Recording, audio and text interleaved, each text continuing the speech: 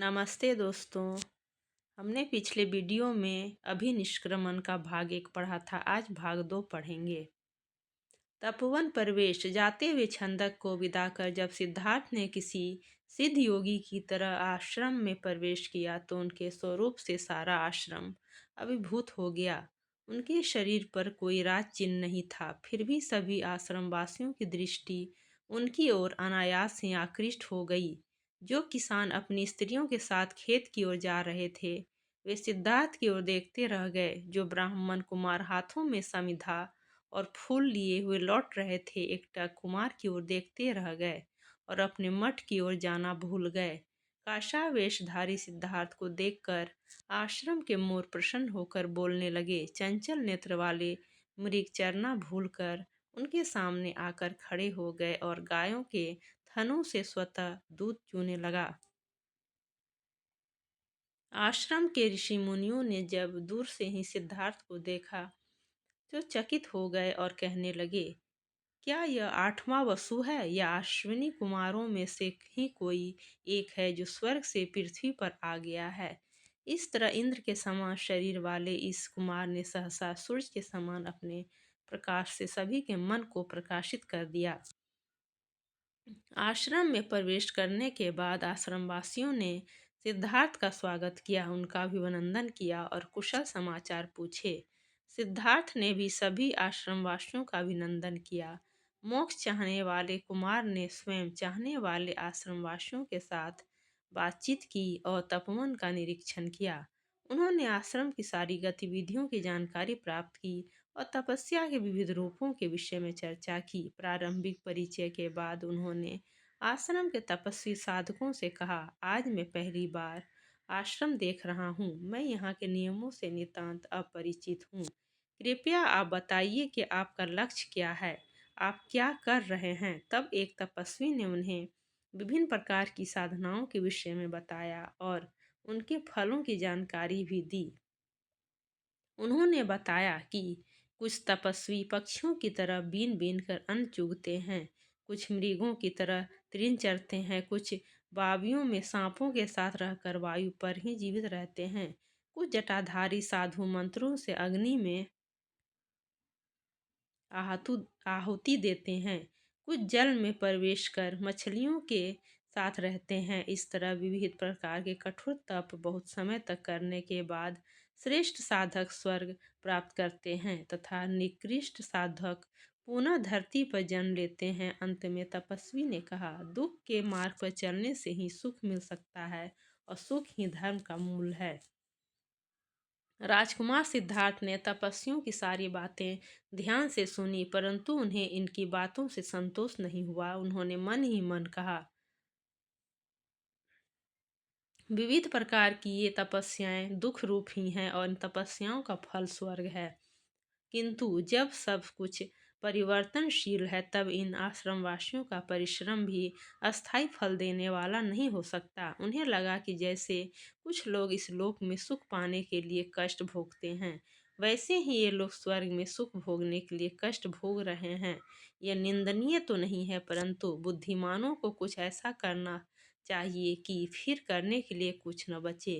राजकुमार ने आगे सोचा, यदि इस लोक में शरीर पीड़ा सहना धर्म है तो निश्चित ही शरीर के सुख को अधर्म कहना चाहिए। उन्हें लगा कि यह शरीर तो मन के अधीन है, मन के अनुसार ही यह कर्मों में प्रवृत्त है और उनसे निवृत्त होता है, अतः मन का दमन करना ही उचित होगा। इस तरह विचार करते करते शाम हो गई। फिर धीरे धीरे उन्होंने सुवन में प्रवेश किया, जहाँ यज्ञ का धुआं फैला हुआ था। अग्निहोत्र की पूर्णाहुति दी जा रही थी। ऋषिगण एकत्रित थे, उनके मंत्रों के स्वरों से देव मंदिर गूंज रहा था और सारा वातावरण हवन की सुगंध से परिपूर्ण था। राजकुमार सिद्धार्थ ने इस आश्रम में कई दिन बिताए। उन्होंने यहाँ पर चल रही सारी तप विधियों का गहन अध्ययन और परीक्षण किया, किंतु उन्हें इन तप विधियों से संतोष नहीं मिला। अतः एक दिन उन्होंने इस तपोवन को छोड़ देने का निश्चय किया।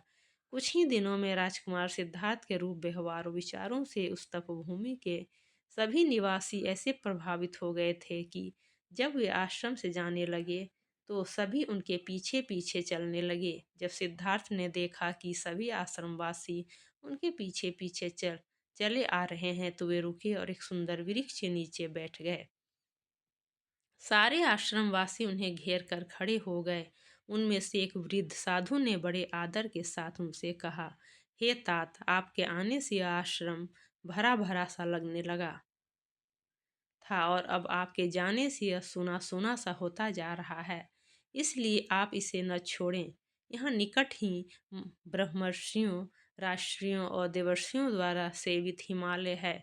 चारों ओर पवित्र तीर्थ स्थल है। क्या आपने इस आश्रम में किसी को नकारा या संकुचित विचार वाला देखा है? किसी को अपवित्र देखा है जिसके कारण आप यहाँ रहना नहीं चाहते?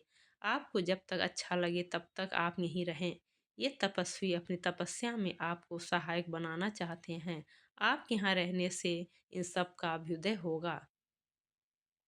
उस वृद्ध तपस्वी के विनय वचनों को सुनकर राजकुमार ने कहा, हे तपोधन, आप सबने मेरे प्रति ऐसे भाव व्यक्त करके मुझे जो स्नेह और आदर दिया है उससे मैं अभिभूषा हो गया हूँ। आप लोगों को छोड़ने में मुझे भी वैसा ही दुख हो रहा है जैसे अपने बंधुओं को छोड़ने पर होता है।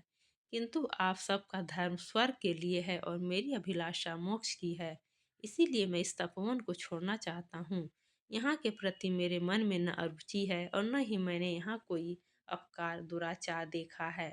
आप महर्षि सदृश हैं, पूर्व युग के अनुरूप धर्म में प्रतिष्ठित हैं, परंतु इसमें मेरी कोई रुचि नहीं है। इसीलिए मैं यहाँ से जा रहा हूँ।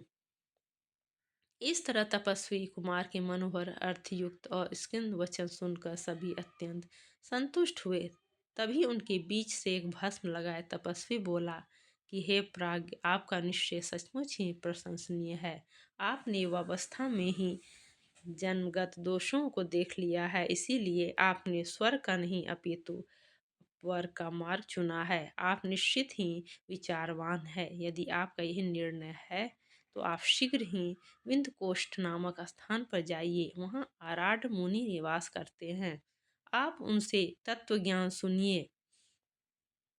यदि आपको रुचिकर लगे तो स्वीकार कीजिए, परंतु आपको देखकर मुझे लग रहा है कि आप में जो अगाध गंभीरता है, जो तेज है तथा जो लक्षण है, उनके कारण आप स्वयं उस पद को प्राप्त करेंगे जो पहले किसी अन्य ऋषि महर्षि ने प्राप्त नहीं किया है। यह सुनकर राजकुमार ने सबको नमस्कार किया। सभी आश्रमवासी तपस्वियों ने विधिवत उन्हें प्रणाम किया। फिर राजकुमार आश्रम से बाहर निकल आए और आश्रमवासी धीरे धीरे लौट गए। अंतःपुर विलाप। अपने स्वामी के तपोवन जाने के बाद अश्वरक्षक छंदक धीरे धीरे अपने घोड़े के साथ कपिलवस्तु की ओर जाने लगा। स्वामी की विरह में वह अत्यंत व्याकुल था। अश्रु थम नहीं रहे थे। जाते समय जिस मार्ग को उसने केवल एक रात में पूरा किया था, उसी मार्ग को अब पूरा करने में उसे 8 दिन लगे। यद्यपि घोड़ा कंथक चल रहा था, पूर्ववत अलंकृत भी था, फिर भी शोक भाव के कारण वह अत्यंत मलिन और निस्तेज लग रहा था। जब से उसके स्वामी तपोवन गए हैं, तब से घोड़े ने न घास खाई है न ही पानी पिया है। इस तरह धीरे धीरे दोनों ने कपिलवस्तु में प्रवेश किया। कपिलवस्तु के वन, उपवन, जलाशय आदि सब कुछ कुमार के विरह में अरण्य के समान दिख रहे थे। राजकुमार के बिना दोनों के लौटने पर नगरवासियों ने वैसे ही आंसू बहाए जैसे प्राचीन काल में राम के बिना उनके रथ को देखकर अयोध्यावासियों ने आंसू बहाए थे। लोगों को उन पर खींच आ रही थी और वे कह रहे थे, पूरे नगर और राष्ट्र को आनंद देने वाले कुमार को तुम कहाँ छोड़ आए हो? बेचारा छंदक ये सबसे यही कहता कि मैंने कुमार को नहीं छोड़ा, वरन वे ही मुझे निर्जन में रोता हुआ छोड़कर चले गए। छंदक की बातें सुनकर नागरिक कहते, तुमने उन्हें किस वन में छोड़ा है? हम सब वहीं जाएंगे, क्योंकि उनके बिना यह नगर तो वन के समान हो गया है। नगर की जो स्त्रियां अपने घरों के झरोखों से झांक रही थीं, वे राजकुमार के बिना घोड़े को देखकर रोने लगीं। अश्रुपूर्ण नेत्रों के साथ कंतक ने जब राजमहल में प्रवेश किया तो आर्त स्वर में हिनहिनाकर उसने अपना दुख दुख प्रकट किया। उसकी हिनहिनाहट सुनकर राजमहल के सभी पक्षी और घोड़े आर्तनाद करने लगे। इस कोलाहल को सुनकर लोगों को लगा जैसे राजकुमार लौट आए हैं। वे जिस स्थिति में थे उसी स्थिति में बाहर आ गए। परंतु जब उन्हें ज्ञात हुआ कि राजकुमार नहीं आए हैं तो सभी दुखी हो गए और रोने लगे। रानी गौतमी बिलख बिलख कर रोने लगीं। अंतःपुर की अनेक स्त्रियां शोक के कारण चेतना शून्य हो गईं। यह सब कुछ देख और सुन कर यशोधरा शोक और क्रोध से भरकर छंदक से बोली, रे छंदक, रात को मुझे विवश सोती छोड़कर तुम मेरे मनोरथ को कहाँ छोड़ आए हो? अरे निर्दयी, अब तुम क्यों रो रहे हो? तुम हमारे हितैषी हो और तुम्ही ने स्कूल का नाश कर दिया। अरे यह कंथक अब क्यों हिनहिना रहा है? रात के अंधेरे में जब या राजकुमार को लेकर गया था तब क्या यह गूंगा हो रहा था? यशोधरा के वचन सुनकर छंदक और भी रोने लगा। फिर जैसे तैसे अपने आप को संभाल कर बोला कि हे देवी, आप कंथक की निंदा न करें और न ही मुझे दोष दें, क्योंकि हम उस रात विवश थे। राजा के आदेश को जानते हुए भी मैं किसी दैवी प्रेरणा से घोड़ा ले आया और बिना थके रात भर उनके पीछे चलता रहा। घोड़े के चलने पर भी उसके खुरों से किसी तरह की ध्वनि नहीं हुई। राजभवन और नगर के सभी द्वार अपने आप खुल गए और सभी प्रहरी सो गए। इस सब को कोई दैवी विधान ही मानना चाहिए। तभी तो राजकुमार ने अपना मुकुट उतार फेंका और काषाय वस्त्र धारण कर लिए। हे देवी, इस सब के पीछे न मेरी इच्छा थी न घोड़े की। लगता है यह सब कुछ दैवी प्रेरणा से ही हुआ है। छंदक के मुख से कुमार के जाने की यह अद्भुत कथा सुनकर अंतःपुर की सभी स्त्रियां विश्वास से भर गईं और फूट फूट कर रोने लगीं। मौसी गौतमी विलख विलख कर रो रही थीं और बार बार मूर्छित हो जाती थीं। यशोधरा रो रो कर कहती थी कि मैं ही अभागिन हूँ, तभी तो वे मुझे छोड़कर गए हैं। मेरी न स्वर्ग प्राप्ति की इच्छा है न और मैं तो बस यही चाहती हूँ कि वे मुझे इस लोक में या परलोक में किसी प्रकार भूले नहीं। हाय, उस मनस्वी का रूप ही सुकुमार था। उसका हृदय तो अत्यंत कठोर और निर्दय था, तभी तो वे अपने बाल पुत्र को छोड़कर चले गए हैं। मेरा हृदय अवश्य ही पत्थर या लोहे का बना है, तभी तो फट नहीं रहा। इस तरह विलाप करते करते यशोधरा मूर्छित हो गईं और अंतःपुर की अन्य स्त्रियां भी बिलख बिलख कर रोने लगीं। पुत्र को प्राप्त करने के लिए राजा शुद्धोदन देव मंदिर में हवन आदि अनुष्ठान कर रहे थे, परंतु जब उन्होंने सुना कि छंदक और कंथक लौट आए हैं और कुमार ने संन्यास ग्रहण कर लिया है तो वे व्याकुल होकर पृथ्वी पर गिर पड़े। राजा शुद्धोधन रो रो कर कहने लगे, मुझे आज दशरथ से ईर्ष्या हो रही है, जो अपने पुत्र राम के वन जाने पर तत्काल स्वर्ग चले गए। हे भद्र, मुझे वह आश्रम बताओ जहाँ मुझे जलांजलि देने वाले मेरे पुत्र को तुम छोड़ आए हो। इस तरह राजा पुत्र के वियोग के कारण अपना धैर्य खो बैठे। जैसे राम के वियोग में दशरथ रोते रोते चेतना शून्य हो गए थे, वैसे ही वे चेतना शून्य होकर धरती पर गिर पड़े। राजा को इस प्रकार व्याकुल देखकर राजा के शास्त्रज्ञ पुरोहित और गुणवान मंत्रीगण उनका उपचार करने लगे। उन्होंने राजा को समझाया और कहा कि हे नरवीर, आप शोक छोड़िए, धैर्य धारण कीजिए। आप असित मुनि की भविष्यवाणी याद कीजिए। उन्होंने कहा था कि इस कुमार को न स्वर्ग रोक सकता है न चक्रवर्ती राज्य, फिर भी हमें प्रयत्न करना चाहिए। आप आज्ञा दीजिए, आप कहें तो हम वहां जाएं जहां कुमार गए हैं, उन्हें समझाएं और बुला लाएं। राजपुरोहित और मंत्रियों की बातें सुनकर राजा ने तुरंत उन्हें जाने की आज्ञा दी और कहा, शावक के लिए उत्सुक पक्षी की तरह अपने पुत्र के लिए मेरा हृदय छटपटा रहा है। आप लोग शीघ्र जाइए और मेरे पुत्र को ले आइए। राजा की आज्ञा प्राप्त कर राजपुरोहित और मंत्रीगण राजकुमार की खोज में शीघ्र ही नगर से निकल पड़े। कुमार की खोज। राजा शुद्धोधन की आज्ञा पाकर राजपुरोहित और राजमंत्री दोनों शीघ्र उस वन की ओर चलने लगे जहाँ छंदक और कंथक राजकुमार सिद्धार्थ को छोड़ाए थे। कुछ समय बाद वे भार्गव आश्रम के पास पहुंचे। उन्होंने अपना राजसी वेश त्याग दिया और सामान्य नागरिक के रूप में आश्रम में प्रवेश किया। अंदर जाकर उन्होंने आचार्य की अभ्यर्थना की और अपने आने का प्रयोजन बताया। राजपुरोहित और राजमंत्री की बातें सुनकर आचार्य भार्गव ने कहा, राजकुमार यहाँ आए थे। वे युवक अवश्य हैं, परंतु अबोध नहीं हैं। वे यहाँ कुछ समय रहे थे, परंतु बाद में मोक्ष की खोज में अराड मुनि के आश्रम चले गए हैं। आचार्य की बातें सुनकर राजपुरोहित और मंत्री ने उनसे आज्ञा ली और वे पुनः राजकुमार की खोज में आगे निकल गए।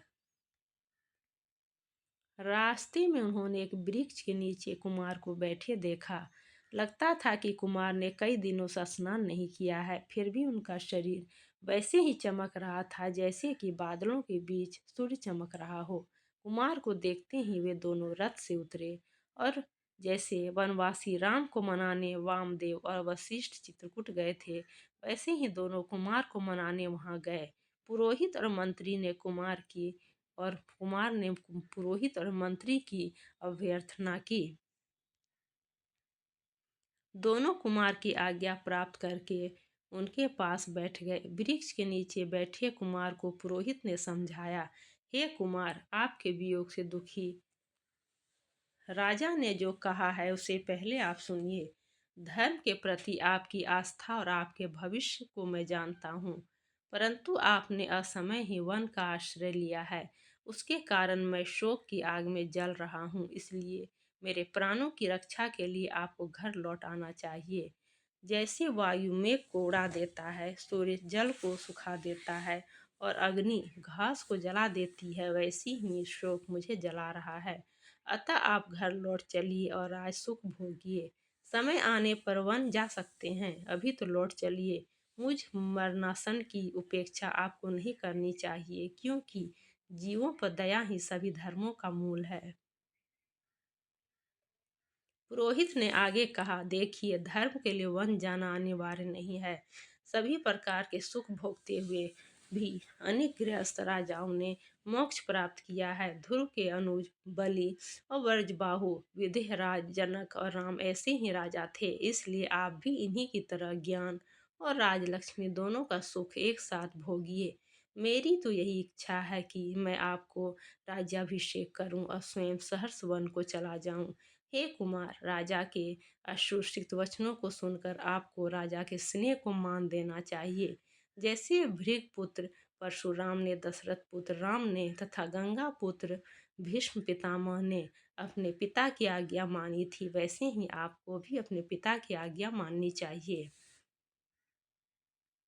आपका पोषण करने वाली माता भी जीवित है, पर वे उसी तरह निरंतर क्रंदन करती रहती हैं जैसे अपने बछड़े के न रहने पर गाय रोती रहती है। हंस से युक्त हंसनी की तरह व्याकुल अपनी पत्नी को आप सनाथ कीजिए। अपने अबोध पुत्र को अपना प्यार दीजिए। नगर तथा अंतपुर के सभी लोग शोकाकुल हैं, अपने दर्शन से उनका शोक दूर कीजिए। राजपुरोहित के इन वचनों को सुनकर कुमार सिद्धार्थ ने सविनय उत्तर दिया, है तात, मैं पुत्र के प्रति पिता के प्रेम को जानता हूँ और यह भी जानता हूँ कि राजा का मेरे प्रति विशेष प्रेम है। यह जानते हुए भी जरा व्याधि और मृत्यु से डरकर ही मैंने लाचारी में स्वजनों को छोड़ा है। संयोग के बाद वियोग अवश्यंभावी है, इसीलिए मैं स्नेही पिता को अभी छोड़ रहा हूँ। अन्यथा अपने प्रिय स्वजनों को कौन नहीं देखना चाहेगा। मेरे कारण राजा को शोक हुआ, यह मुझे अच्छा नहीं लगा, परंतु मिलन स्वप्न के समान होता है और वियोग के दिन शाश्वत हैं। इसमें संताप का कोई कारण नहीं है। संताप तो अज्ञान के कारण ही होता है। कुमार ने आगे कहा, मनुष्य पूर्वजन्म के स्वजनों को छोड़कर यहाँ आता है और फिर यहाँ स्वजनों को छोड़कर चला जाता है। जब गर्भ से लेकर सभी अवस्थाओं तक मृत्यु सामने खड़ी है, तो मोक्ष के लिए किसी काल विशेष की क्या प्रतीक्षा। राजा मेरे लिए राज छोड़ना चाहते हैं, यह उनकी उदारता है, किंतु मेरे लिए यह अपथ्य के समान अग्राह्य है। धर्म की खोज में मैं वन में आया हूँ। मेरे लिए अब अपनी प्रतिज्ञा को तोड़ना, घर लौटना उचित नहीं होगा। मैं अब घर और बंधुओं के बंधन में नहीं पड़ना चाहता। राजकुमार की बातों को सुनकर राजमंत्री ने भी उन्हें समझाया। उन्होंने कहा, हे कुमार, धर्म में आपकी निष्ठा अनुचित नहीं है, परंतु वृद्ध पिता को दुख देकर धर्म का पालन भी उपयुक्त नहीं है। आप प्रत्यक्ष सुख को छोड़कर अदृष्ट लक्ष्य के लिए वन में चले आए हैं, उसमें कोई बुद्धिमानी नहीं है। कुछ लोग पूर्ण जन्म को ही नहीं मानते। ऐसी स्थिति में प्रत्यक्ष प्राप्त लक्ष्मी का उपभोग करना ही उचित है। शास्त्रों का विधान है कि संतान उत्पत्ति द्वारा पितृ ऋण, वेदों के अध्ययन द्वारा ऋषि ऋण और यज्ञों के द्वारा देव ऋण से मुक्त होना ही मोक्ष है। इसलिए हे सौम्य, यदि आप ही रुचि मोक्ष में हैं तो शास्त्रानुसार आचरण कीजिए। इससे आपको मोक्ष भी मिलेगा और पिता का शोक भी नष्ट हो जाएगा। आपको तपोवन से घर लौटने में किसी प्रकार का संकोच नहीं करना चाहिए, क्योंकि पहले भी अपनी प्रजा के अनुरोध पर राजा अम्बरीश वन से घर लौट आए थे। इसी प्रकार राम और साल देश के राजा द्रुम भी वन से घर लौट आए थे। अतः धर्म के लिए वन से घर लौटने में किसी प्रकार का दोष नहीं है। राजमंत्री के तर्कों को सुनकर राजकुमार ने कहा, मैं इस विषय में दूसरों की बातों पर विश्वास नहीं करता। तपस्या और शांति से जो तत्व ज्ञान मुझे होगा, मैं उसे ही स्वीकार करूंगा। राम जैसे पहले ही के राजाओं के जो उदाहरण आपने दिए हैं, वे मेरे लिए प्रमाण नहीं है। इसीलिए यदि सूर्य पृथ्वी पर गिर पड़े, हिमालय चलायमान हो जाए, तो भी मैं बिना तत्व ज्ञान प्राप्त किए घर नहीं लौट सकता।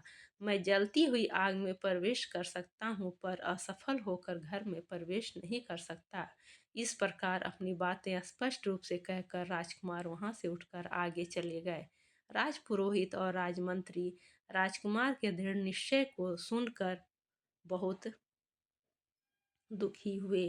कुछ समय तक वे कुमार के पीछे पीछे चले, फिर निराश होकर नगर की ओर लौटने लगे। उन्होंने राजकुमार की गतिविधि के बारे में सूचना देने के लिए कुछ गुप्तचरों को नियुक्त किया। राजा से अब क्या कहेंगे, कैसे उन्हें समझाएंगे, यही सोचते सोचते वे कपिल वस्तु की ओर चलने लगे। बिम्बसार से भेंट। राजपुरोहित और राजमंत्री को छोड़कर राजकुमार आगे चलते गए। कुछ समय बाद उन्होंने उत्ताल तरंगों वाली गंगा को पार किया और धन धान्य से संपन्न राजगिरी नामक नगर में प्रवेश किया। चारों ओर से पर्वतों से सुरक्षित और पवित्र तप्त कुंडों से युक्त इस नगर में उन्होंने वैसे ही प्रवेश किया जैसे कि स्वर्ग में स्वयंभू ने प्रवेश किया था।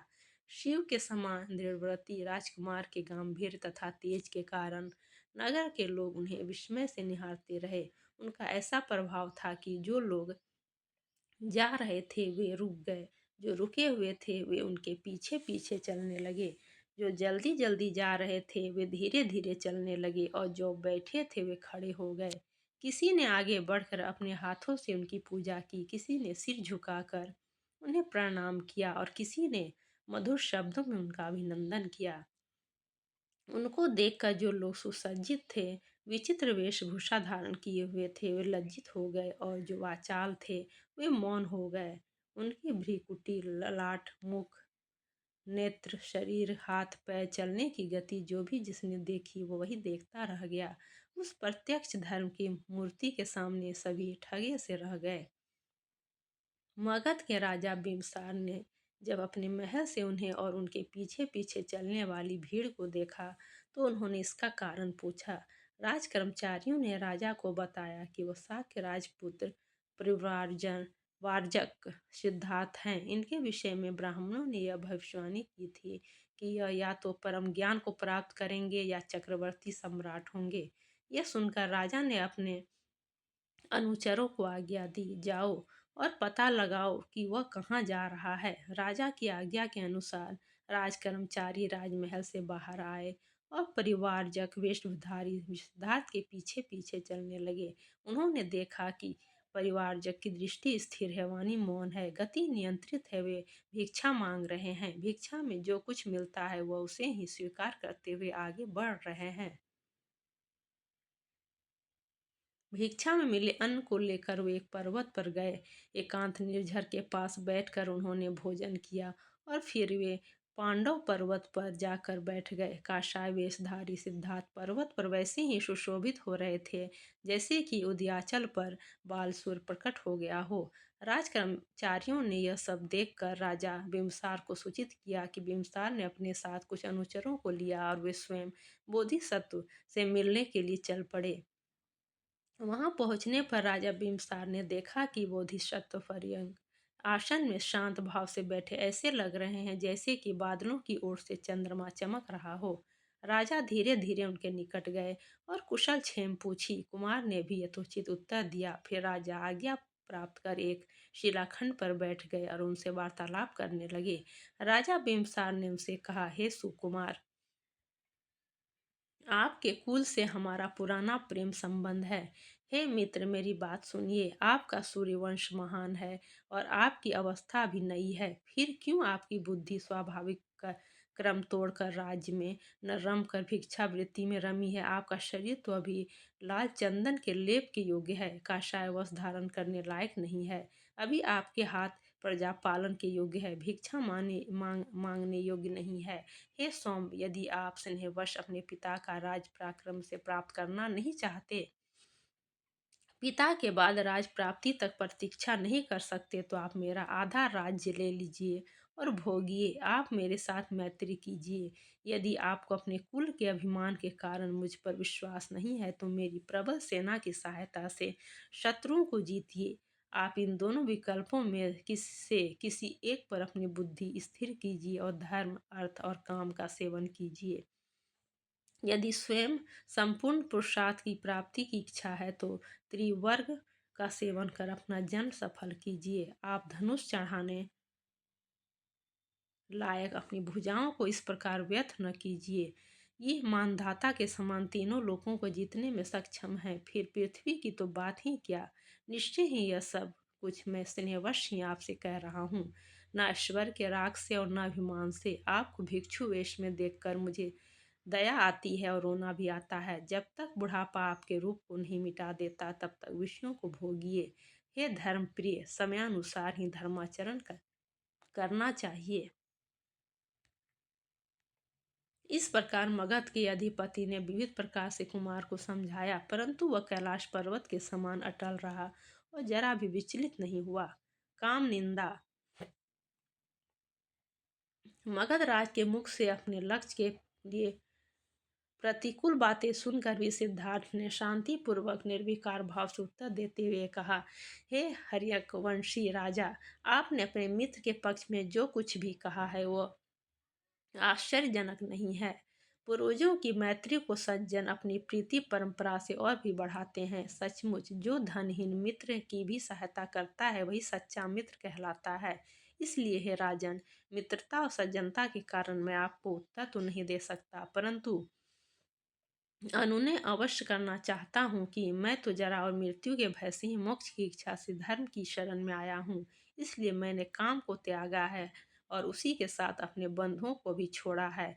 मैं सांपों से, वज्रपात से या प्रचंड अग्नि से भी उतना नहीं डरता जितना मैं विषयों से डरता हूँ।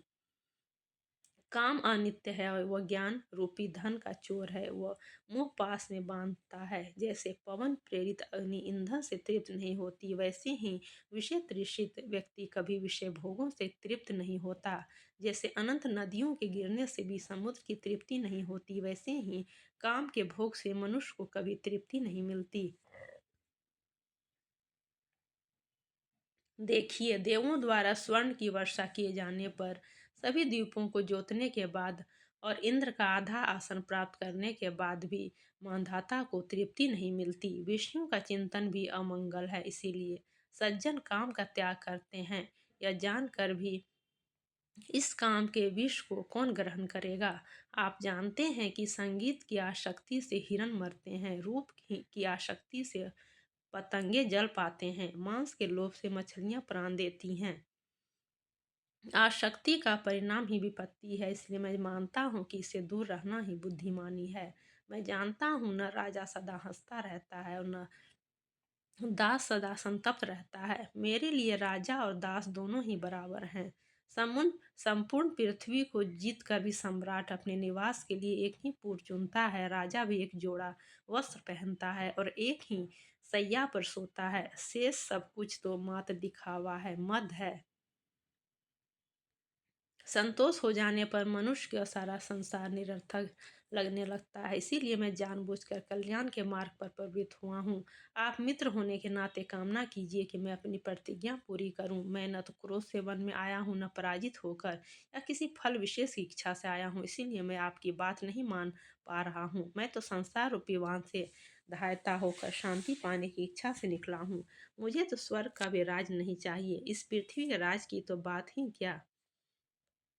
हे राजन, आपने कहा था कि त्रिवर्ग का संपूर्ण रूप से सेवन करना ही परम धर्म है। आपकी यह बात मुझे अनर्थकारी लगती है, क्योंकि त्रिवर्ग नाशवान है और संतोषप्रद भी नहीं है। मैं तो परम पद उसे मानता हूँ जिसमें न जरा है, न भय है, न रोग है, न जन्म है, न मृत्यु है, न व्याधि है, और जिसके पाने के बाद कुछ भी करनीय नहीं रहता है। हेमराज सभी को किसी भी अवस्था में बलात् खींच लेता है। इसीलिए कल्याण के लिए वृद्धावस्था की प्रतीक्षा करना उचित नहीं है। हे राजन, अब मुझे ठगा नहीं जा सकता है। मैं वह सुख भी नहीं चाहता जो दूसरों को दुख देकर प्राप्त किया जाता है। मैं यहाँ आया था और अब मोक्षवादी आराध मुनि से मिलने जा रहा हूँ। आपका कल्याण हो। आप मुझे कठोर सत्य कहने के लिए क्षमा करें। हे राजन, आप इंद्र के समान रक्षा करें, सूर्य के समान रक्षा करें। आप अपने गुणों से कल्याण की रक्षा करें, पृथ्वी की रक्षा करें, आयु की रक्षा करें, सत्पुत्रों की रक्षा करें, धर्म की रक्षा करें और अपनी रक्षा करें। कुमार भिक्षु के ये आशीर्वचन सुनकर मगधराज के बड़े अनुनय के साथ साथ जोड़े और कहा कि आप अपना अभीष्ट प्राप्त करें, कृतार्थ हों और समय आने पर मेरे ऊपर भी अनुग्रह करें। अच्छा, ऐसा ही हो, कहकर सिद्धार्थ वहां से वशवंतर आश्रम की ओर चल दिए। मगधराज भी सिद्धार्थ के परिवारजक रूप से विस्मित होकर अनुचरों के साथ राजगृह की ओर लौट गए।